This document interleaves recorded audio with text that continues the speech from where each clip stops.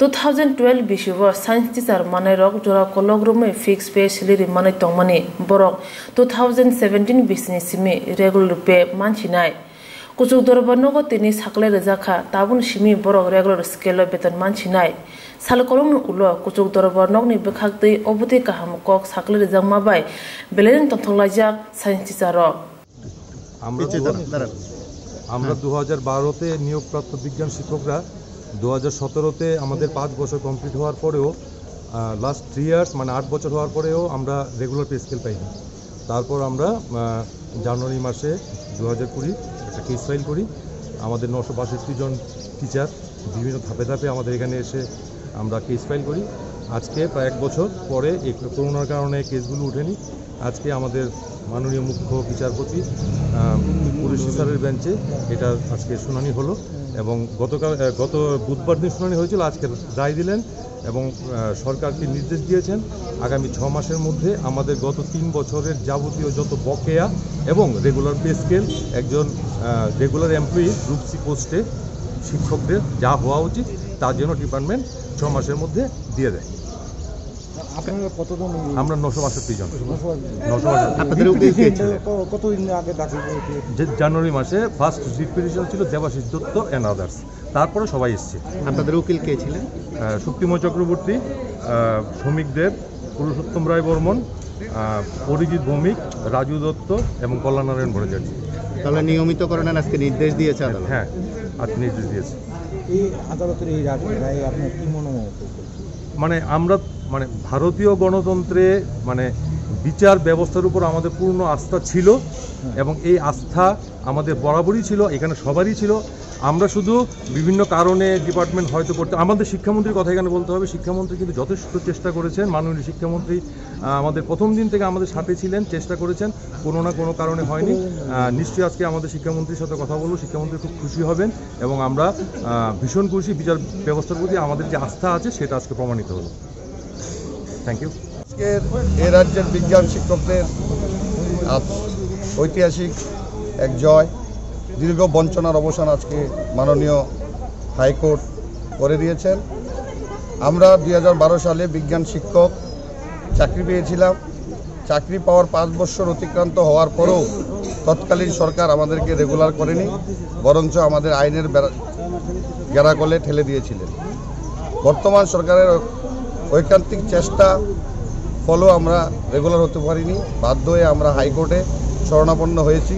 মাননীয় হাইকোর্ট আজকে আমাদের বিচার দিয়েছেন, রায় দিয়েছেন, তাতে আমরা বিজ্ঞান শিক্ষক খুব খুশি এবং আজকে আমরা রাজ্য সরকারের প্রতি আমাদের বিশ্বাস এবং আস্থা রয়েছে যে কিছুদিনের মধ্যে যে মহামান্য হাইকোর্ট যে সময় বেঁধে দিয়েছেন এই সময়ের মধ্যে আমাদের রেগুলেশন করে দিয়ে দেবে।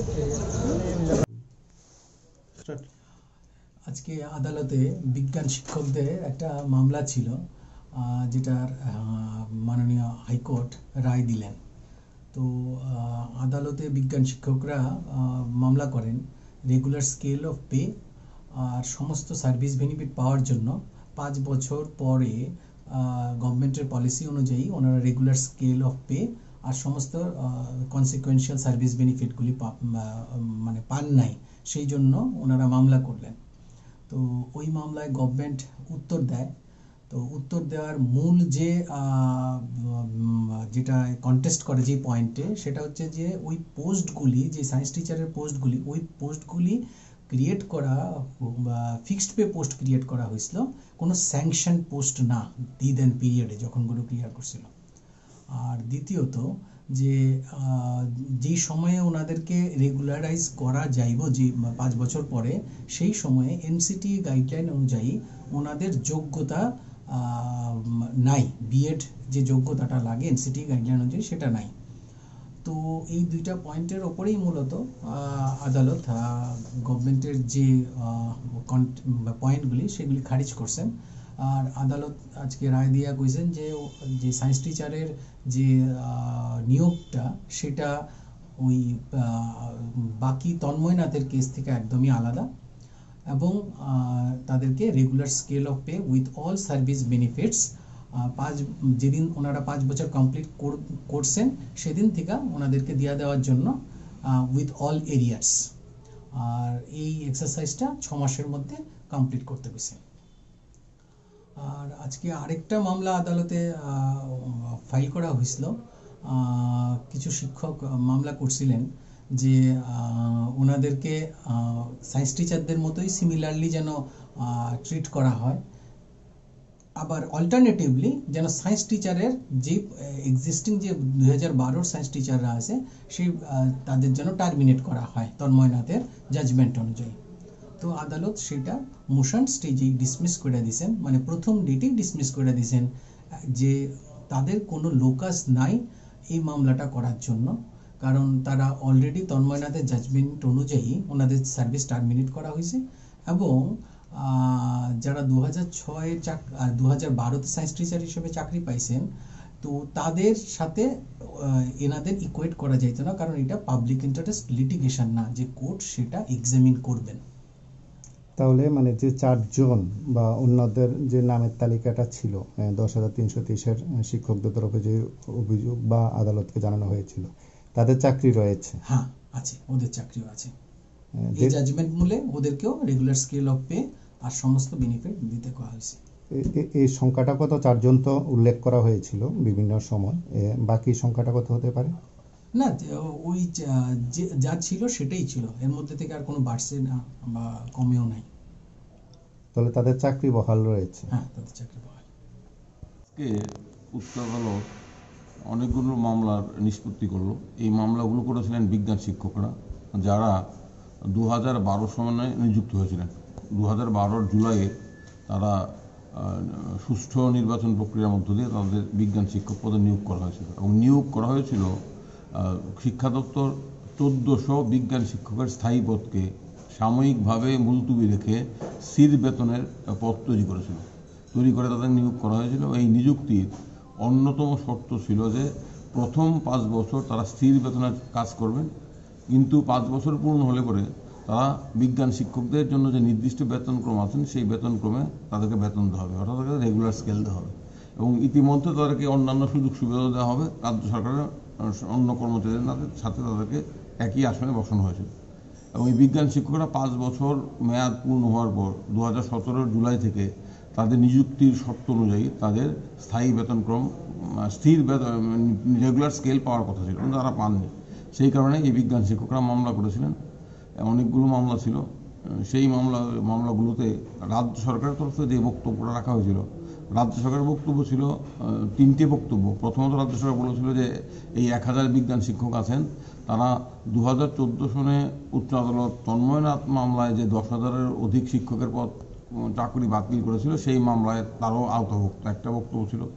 দ্বিতীয় বক্তব্য ছিল বিজ্ঞান শিক্ষকরা নির্দিষ্ট যোগ্যতা নেই এবং তৃতীয় বক্তব্য ছিল বিজ্ঞান শিক্ষকদের নিয়োগ কোনো স্থায়ী পদ মুলতুবি রেখে করা হয়নি, তাদেরকে স্থির বেতনের পদে নিযুক্ত করা হয়েছিল। এই 3টি যুক্তির ভিত্তিতে রাজ্য সরকার বিজ্ঞান শিক্ষকদের বেতনক্রমের দাবিকে নস্যাৎ করার চেষ্টা করেছিল। আজকে মাননীয় প্রধান বিচারপতি উভয় পক্ষের বক্তব্য শোনার পর এই সবগুলো মামলা রায় দিয়ে নিষ্পত্তি করেছেন। সেই রায়ে মাননীয় উচ্চ আদালত রাজ্য সরকারের বক্তব্য একদম খারিজ করে দিয়েছেন, নস্যাৎ করে দিয়েছেন। রাজ্য সরকার বিভিন্ন বিজ্ঞপ্তি, এই নিয়োগ প্রক্রিয়ায় যে বিজ্ঞাপন জারি করা হয়েছিল সেই সমস্ত উদ্ধৃত করে আদালত বলেছেন যে 1400 শিক্ষকের স্থায়ী পদ শিক্ষা দপ্তরে ছিল, সেই স্থায়ী পদগুলোকে সরকার স্থির বেতনের পদে রূপান্তরিত করেছিল, স্থায়ী পদগুলোকে সাময়িকভাবে মুলতুবি রেখে, এবং সেই রূপান্তরের জন্য এটা অন্যতম বিষয় ছিল যে তাদেরকে এই সমস্ত পদগুলোতে স্থির পদগুলোতে নিয়োগ করা হবে স্থির বেতনে 5 বছরের জন্য। 5 বছর পর যারা স্থির বেতনে নিযুক্ত হলেন তারা বেতনক্রম পাবেন। এই বক্তব্য ছিল সরকারের এবং আজকে সরকার উচ্চ আদালত বলেছে তাদেরকে again they were appointed on fixed pay basis against the permanent post হুইচের ক্যাপ্টেন এভিয়েন্স, সেই কারণে তারা স্থায়ী বেতন পাবেন, স্থির বেতনক্রম রেগুলার স্কেলও পাবেন।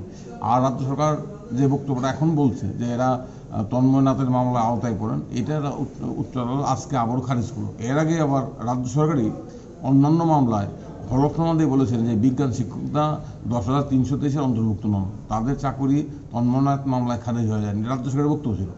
এবং যোগ্যতার প্রশ্ন উচ্চ আদালত বলেছে তাদের যোগ্যতা আছে, তারা ইতিমধ্যে যখন তারা নিয়োগ হয়েছিল তখন এনসিটি এর যে গাইডলাইন ছিল সেখানে ভারত ত্রিপুরা সরকারকে কিছুটা ছাড় দেওয়া হয়েছিল। পরবর্তী সময় তাদেরকে দপ্তরে তাদেরকে স্পন্সর করে তাদেরকে ট্রেন করেছেন।